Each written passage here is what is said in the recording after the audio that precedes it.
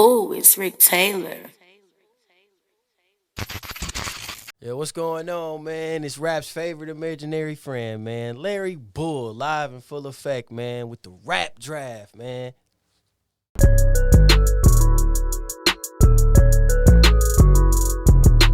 Yo, what's going on, man? It's your boy Rick Taylor back with another episode of the Rap Draft. And I got my dog Larry Bull with me, man. What's going on? Ain't shit, man. You already know, cooling, man. Live from Ville side. You already know how it be, man. Just in the cut right now, man. What's happening with you? Nothing much, man. First of all, man, I want to shout out Hyper Soul Studios, for letting us use Hype it. Soul, Yeah, you Hype Soul. already know, man. Hype Loki, Soul. what's happening with you? That's the bro, man. All right, Love my for bad. real, Hype man. Soul Studios for making this possible for us, man. Appreciate you. Shout out him. And pretty much here on the Rap Draft, bro, we like to just interview artists of all kind, like whether you're a rapper, painter, artist, whatever you do, it's a platform for you, even if you're an entrepreneur or something. Right. And basically, we like to let the fans and the people who don't know you know more about you and what you do in a day in the life of you. So with that being said, my first question is, where was you born and raised? Milwaukee, Wisconsin. You Okay. already know. Facts. Now, where did you grow up in Milwaukee? I was born at the St. Michael's Hospital on Ville side. So Ville side is Villard. So I was born on Titonia and Villard, which was like a block from my grandma's house. But I first started growing up on the north side, like everybody else who in my generation. You know, I was on 56 and Center, and then we went from 56 and Center to 92nd and Birch, which is like a block off Silver Spring. Then we came down to Capitol on 15th Street, and then like I ended it out back over on Villard, on Titonia and Villard. Yeah, man, I'm just actually moving from Villard, you know what I'm saying, 56, man. So I like Villard. Ville side. Yeah, Ville side, my boy. Yeah, man, I like Villard, man. Now, growing up on the Ville side and just Milwaukee, period, what was your childhood like growing up? It was wild. It was wild. As a little nigga, I stayed in the little nigga's place, you know what I'm saying? I ain't jump off the porch and start going outside, like, for real, until I was, like, 14, 13, you know what I'm saying? And then from there, it was up and down, man. Like, 1 minute, it was the coolest thing ever to be outside, you all with the guys on the corner and, you know what I'm saying? We up and down throughout the neighborhood, doing neighborhood shit, you know what I'm saying? Then it was days where it was like, yo, that really happened. But a lot of that shit, I'll be honest, it was so normal, everything we was doing, that I didn't really think about it being as a bad thing, you know what I'm saying? And I also had I was built different, I'll be honest. I was wired a little different, and because I always had this feeling like, when I get out of high school, this shit over with. Right. Like, we got to do something different anyway. Right. So, pretty much, like, by your childhood explains who you is as a person, Yeah. like how it molded you. But, like, for people who really want to know, like, deeper, like, who is Larry Bull? Larry Bull is a multi-layered individual. You know what I'm saying? He's a person who, I love to joke, I love to laugh, I enjoy a good time, I do a good argument, I talk a lot of shit. You know what I'm saying? I like to compete, you know what I'm saying? I'm football, basketball, athletics, like, you know what I'm saying? I love cartoons. I'm a real animated dude, you know what I'm saying? And that's really all I really live for, man, is putting a smile on a nigga face and making them laugh, and also taking a chance to, be real with you. You know what I'm saying? In a way that some people won't believe. Right. And that's dope, bro. Like, I can tell by just from, like, how your personality it is. Like, you're all what you just said you are. Like, you seem like you laid back, you cool, you like to have a good time.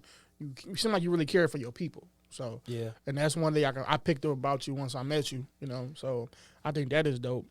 And now, what inspired you? Like, what or who inspired you to get into music? What would be honestly, I originally got into rap out of a competitive nature. You know what I'm saying? Just off of the whole, oh, these niggas can do it. Nigga, I could do that shit. Like, Right. nah. Like, I could do that shit. And, you know what I'm saying? And I'll be honest, it was a lot of homegrown talent that got me into wanting to actually make music. You know what I'm saying? Honestly, Renz Young, I don't know if you've heard of him. Yeah, I know Renz. Me and bro go back to middle school. You know what I'm saying? And when he got into high school, he dropped a mixtape his sophomore year. You know, he a year older than me. He dropped a mixtape and I bought it. You know what I'm saying? Just off the string. And I heard it and I was like, niggas doing that here, and it sound good. Like it sound like the shit we hear on the real albums and mixtapes and stuff. I could do this shit, but I ain't know where to go. You know what I'm saying? That was all, you know, by chance. You know, I got a cousin who my dad kind of just set me up. He was like, "Hey, take this nigga to the studio," and dog pulled up. They didn't, without warning, "Hey, you going to the studio this day?" Boom, picked me up, took me to the spot, and I just remember where it was. And from then on, I learned how to catch the bus. Right, and that's dope that you mentioned Renz Young. Shout out Renz Young. And I remember Renz Young went to high school with my cousin. He was rapping. Who's your cousin? Young Rob. At the time, it was Young Shout Rob. out to Rob. Yeah, that's my nigga too, yeah. bro. MHG, all that shit, man. That's my nigga, bro. Both of them niggas, man. Like, Rob had a mixtape the following, like, semester or some shit. And I'm just like, bro, all these niggas rapping and shit.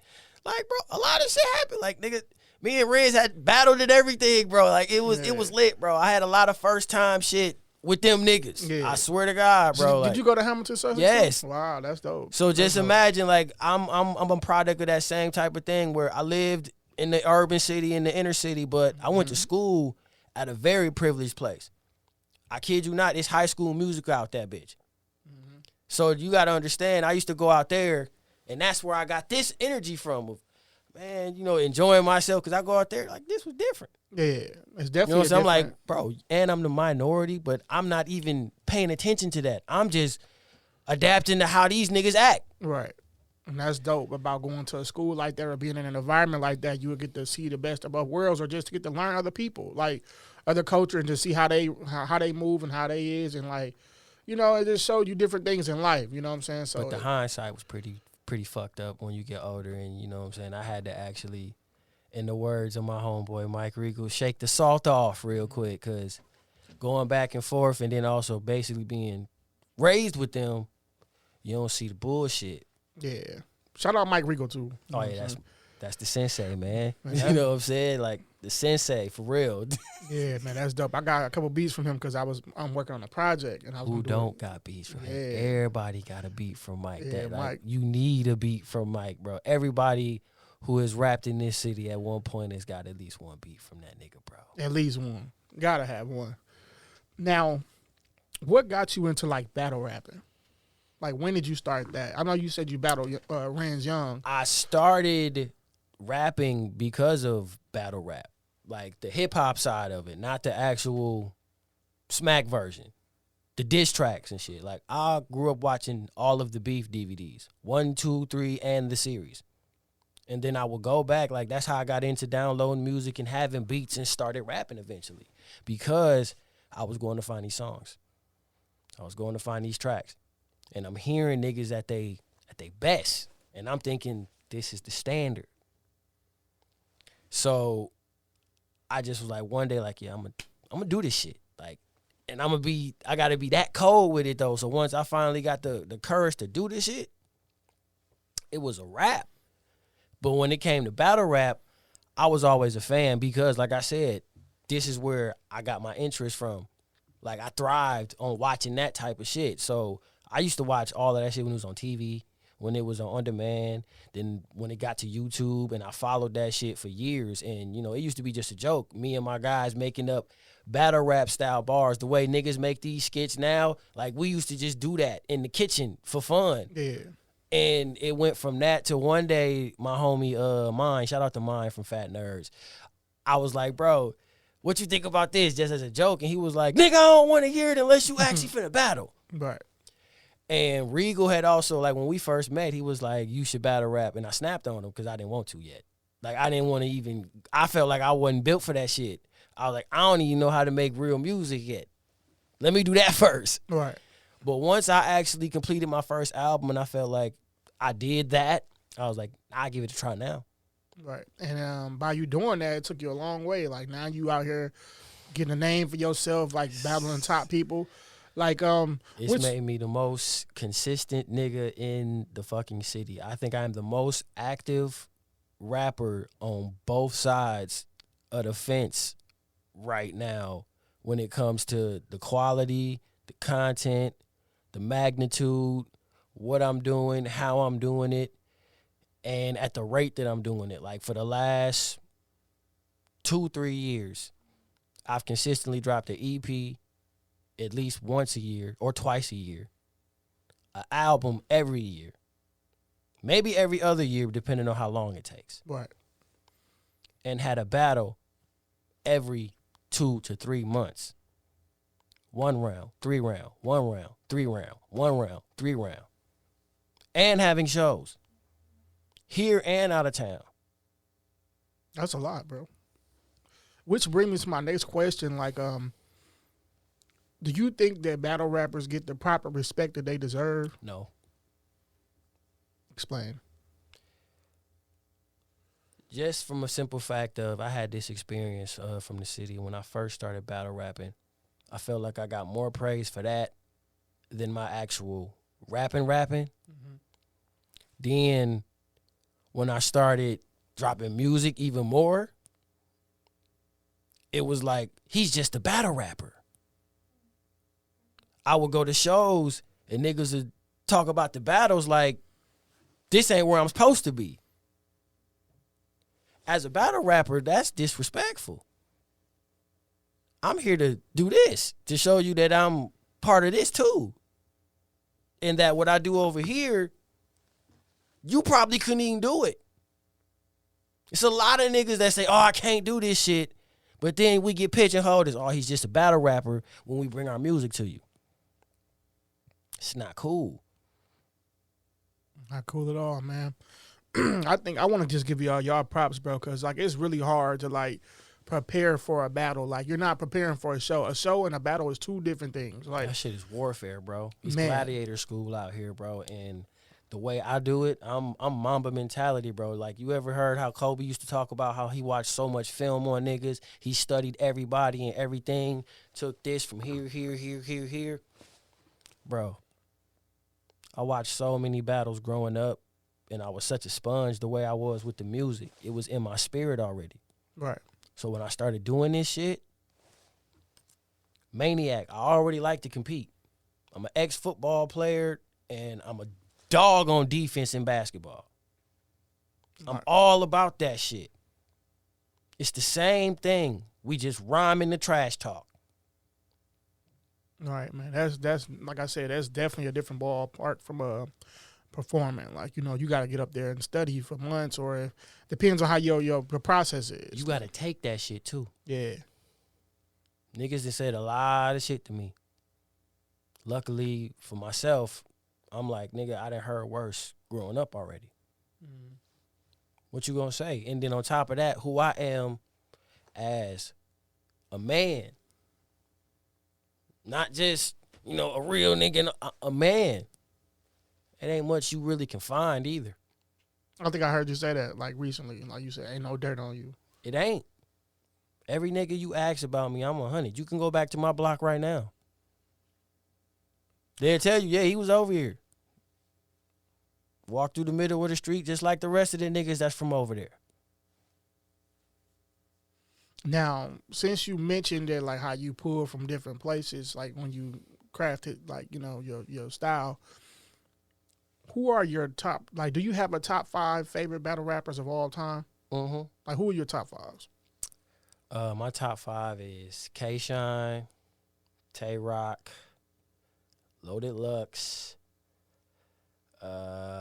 Sue Surf, and this last one gotta be, it's between Clips and DNA. Like, they right here. Yeah. You know what I'm saying? So, and then like a honorable mention would be like Hitman Holla. Okay, you named some beasts, bro. Mm-hmm. Daylight, you could throw him in there occasionally too, because that's one of them dudes when you listen. That's a different discussion for a different story. Shut up. Yeah, Daylight, he different. You know what I'm saying? Different. Now, it was recently a situation that just happened with another rapper from here. Oh shit. Yeah. And I see that you, made some comments about it. Like, Damn right I did. yeah, Webster X. Like, you want to chime in on that? Like, what was your thoughts when you first heard about that situation? I felt like at first it was like, oh damn, word, just like with anybody else, word. That's what we doing, especially knowing what I've seen from him. Word, okay.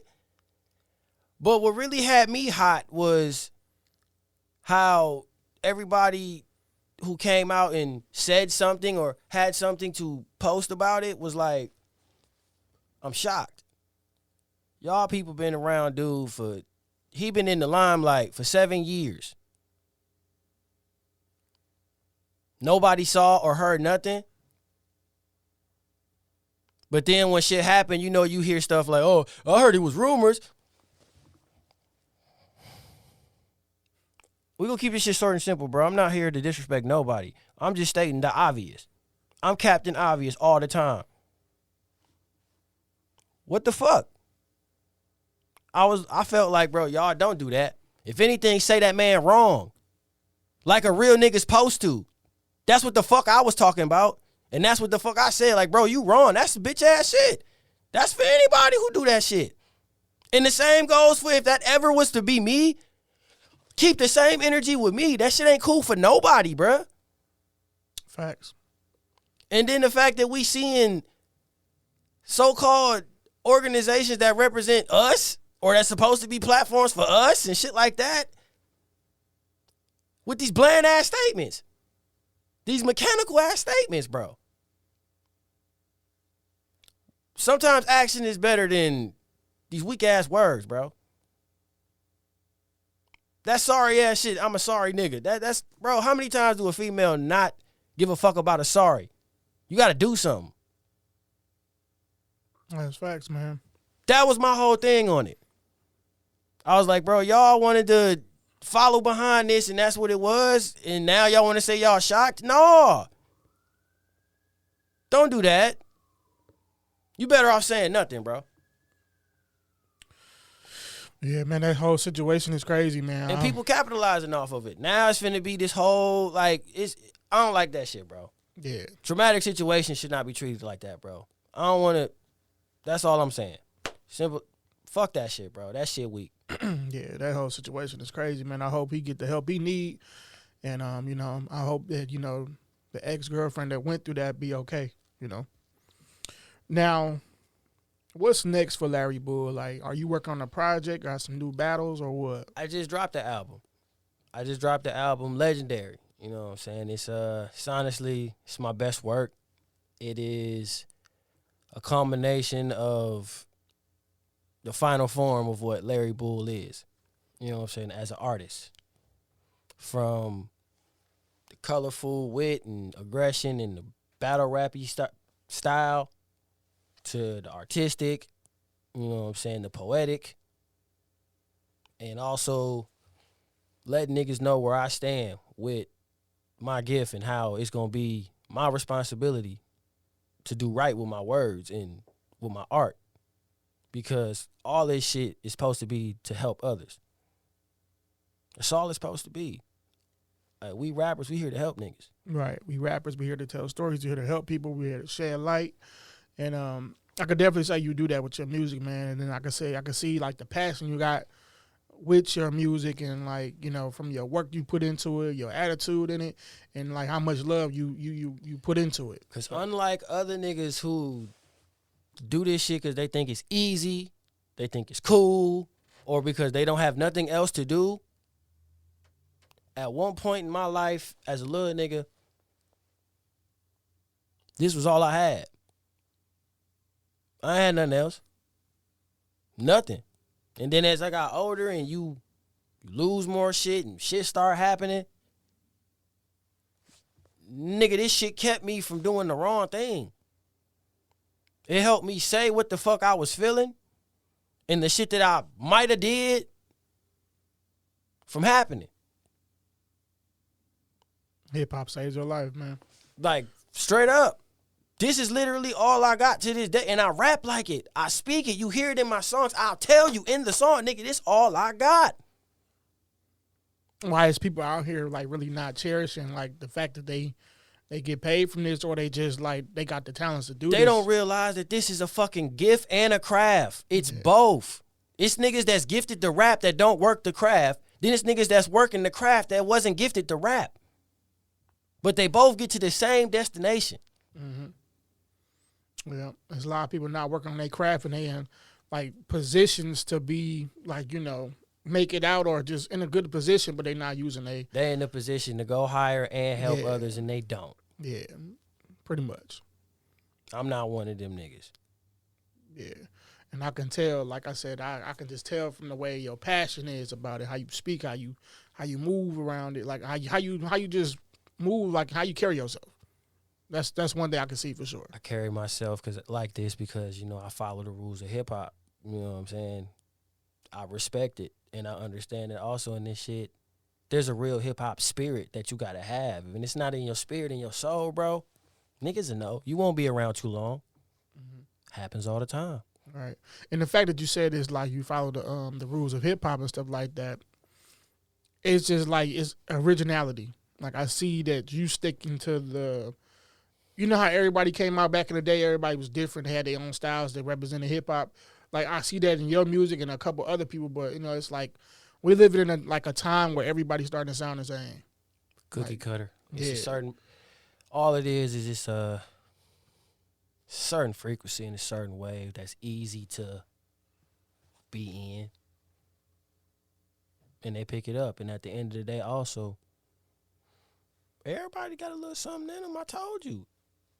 And then we as black people, bro, that shit is nothing. Yeah, everybody can rap when they want to. Like, even those who don't fuck with rap but they fans of it, I guarantee you they've bust one before.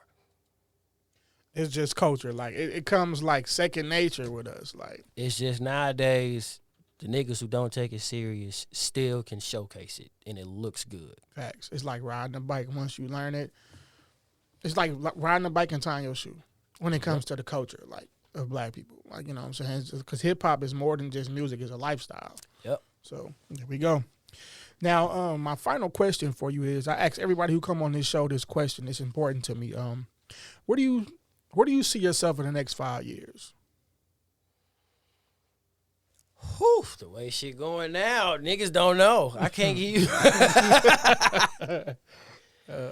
But in the next 5 years, I see myself knee deep in this shit, man. Like, honestly, like in 5 years, I expect, you know, I got a plan set up already, man, that I'm already putting in motion. Battle rap's paying me pretty good right now. Congrats to that, too. Like, it ain't no life-changing shit yet. Right there, though. And musically, the way we move, like, you know, it's timeless. So it ain't gonna stop until I feel like I'm done with it. Right. You know what I'm saying? I don't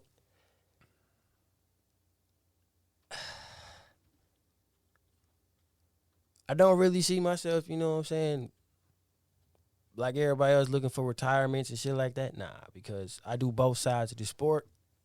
I'm gonna always find a reason to love doing the other one. So I feel like there's a healthy balance where in the next 5 years, it's just going to be bigger and better, man. Right, I can definitely see that. Let me squeeze one more question in. For sure.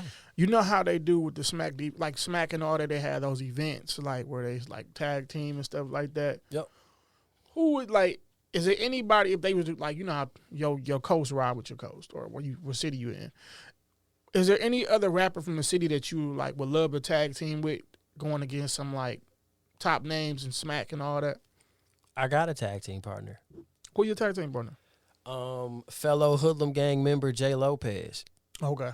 You know what I mean? And we call ourselves the Hellhounds, you know what I'm saying, when we get in the ring. And honestly, that is actually, we've been working on that for a minute, because when we first got in the game, my third battle was a tag team. And me and him did that shit on like 2 weeks prep. Mm-hmm. You know what I'm saying? nothing too major. We wasn't thinking nothing of it at the point in time because we was confident in what we was doing. But that's next, you know what I'm saying? Especially because we've both gotten better. We both grown, and you know what I'm saying? There's a cohesion there. There's a brotherhood there that has been even, more built upon in the last 5 years.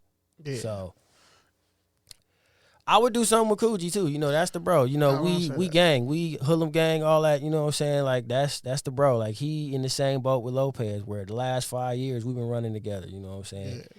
So I be watching a lot. Like I watch Coogee. I picked up on you.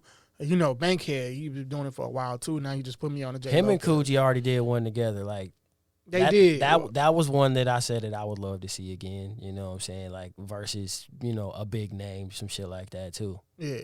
So that was dope, man. Shout out to y'all, man. Like keep doing what y'all doing, man. It's good to have somebody from the city doing different things. Like we got rappers, we got regular different genres of the music and the sport, battle rappers. It's good to see that them people from Milwaukee names on them cards and stuff like that and getting that respect and rising up in the ranks. It's good to see that. My first one was last year, man. It was a lot going on, but it was right before my dad's heavenly birthday, and they had booked that event. And what's crazy is he had always been asking me right before he passed, when you gonna be at the top of the card, nigga? I'm tired of seeing you down there or talking about you gotta go first, nigga. When you get to go last? Yeah, that's what's up. Bro. You know what I'm saying? OG was super biased, and I was like, I'm working on it. Then when they told me the date, at that point in time, I wasn't doing nothing. When he passed, I kind of just stopped doing everything. I may have been still writing music here and there, but I stopped writing battles. I wasn't really thinking about nothing. I was kind of like, shoot, I'm glad I ain't got shit going. But when they said that, a light bulb went off, and I said, it ain't even about the opponent.